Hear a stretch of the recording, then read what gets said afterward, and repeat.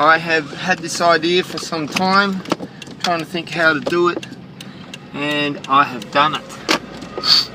And this is the first field test on a site where there's still coins, because I went there the other day and bang, bang, bang, I found coins, old coins, pre-decimal coins. So let's get to it and see what happens.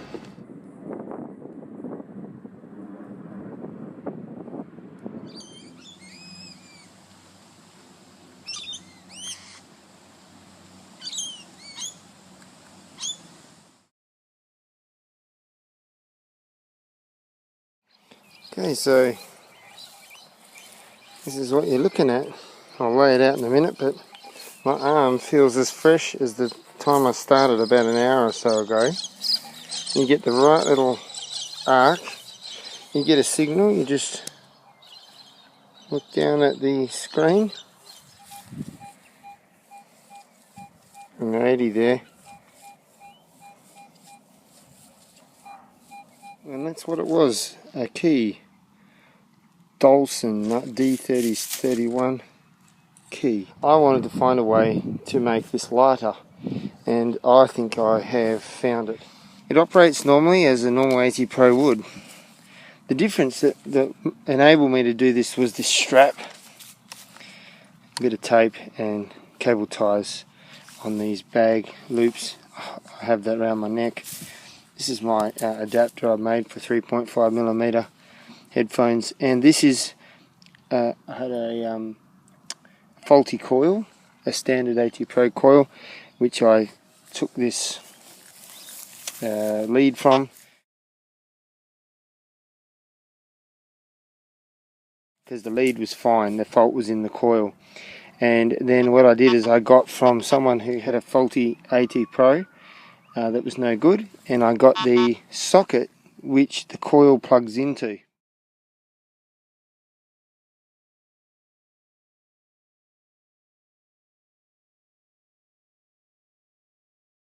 So basically what I've done is made an extension cord. So female to male, if that makes sense. So it's the coil comes up the side, taped all the way along, joins here, and then this short little bit of extension enables me to do what I do with this. And that is what makes me able to make that lighter. Haven't got the standard coil on there. I've got the Nell Hunter coil, which is heavier than the standard, and yeah, my arm feels great. It literally is like waving a stick. It's very light. You've got the bit of weight with the coil, but imagine if you put the 5x8 on there, it's going to be even lighter.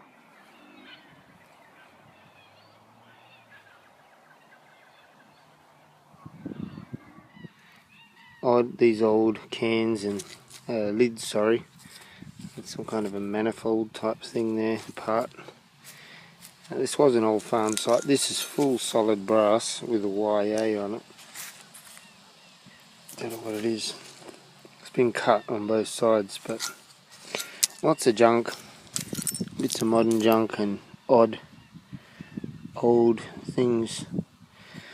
But yeah, that's it for now. And I did get one coin, a 2-cent coin today, but we've been hitting this pretty hard, this place, so I'm surprised there's not a lot here. It's getting harder to find. So really heading back over to the machine, you can see, hangs around your neck, ATPRO white. Now this could be another option for people who have got stuffed shoulders and whatever. I'm just thinking of other people beside myself. Plus, you know, if it can maximise swing time, it's always a good thing. You know, these ideas are all about thinking outside the box. Something like this you'd only play around with if you were out of warranty. Now both my machines are out of warranty, but I'm very happy with it. It's a success. For me, it's about the journey, but it's also about when it actually comes to fruition, and it works. It's just a small extension cord. For anyone who's thinking of doing this, unless you've got a stuffed ATPRO and a stuffed coil, I had a stuffed standard coil, so there was a fault in it.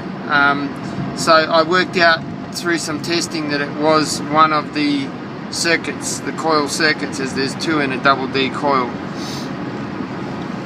So I eliminated the cable to some point. I ended up cutting it about 100-150 mil from the coil.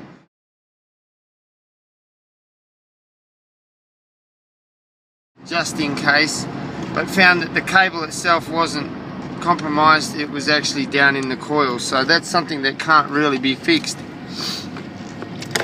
So I just cut it so I could get my cable. You're going to need that to be the case in order to get the cable, your standard coil cable. And the harder part to get to make that cord so it's really good is the ATPRO coil socket, which is in the actual head unit itself.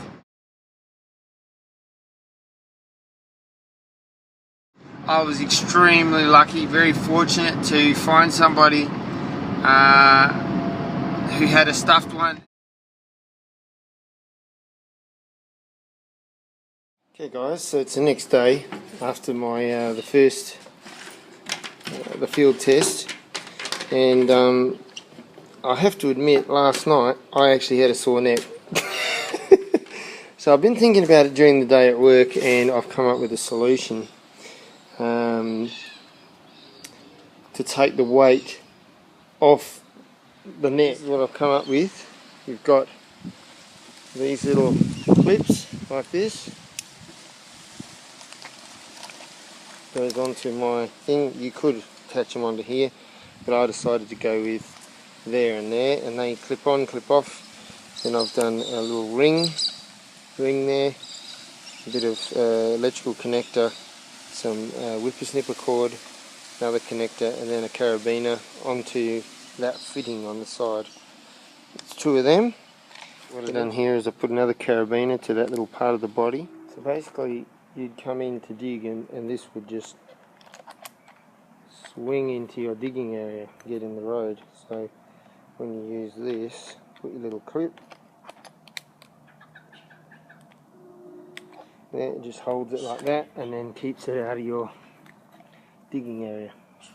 I've just made a coat hanger holder with little kinks in it to hook it onto, so when I want to store it, and I've called it ATPRO Light.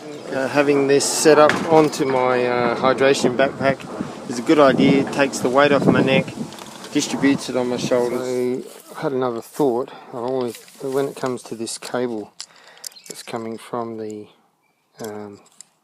detector, there's two issues that I want to address. One of them is if the detector falls, it's going to put strain on this cable between the head unit and the connection. So what I've done is I just come up with a lanyard that holds from that bottom fixing to the detector itself, and keeps the weight, and that will never ever be pulled. This wire will never ever be pulled now because of that. So really I've just got a little electrical lug there, whippersnipper cord, another lug that hooks onto that bottom fixing that I showed you yesterday, this clip there. Alright, and there you go, and it also helps pick up your machine. Now, the other thing is, with the movement of this cable, it may weaken it, so I thought, well, I'll support it with a bit of this twist. You twist it open and put it around, that'll give it some extra strength around the outside for the full length from there right through. So just an added extra little bit of strength and support to that.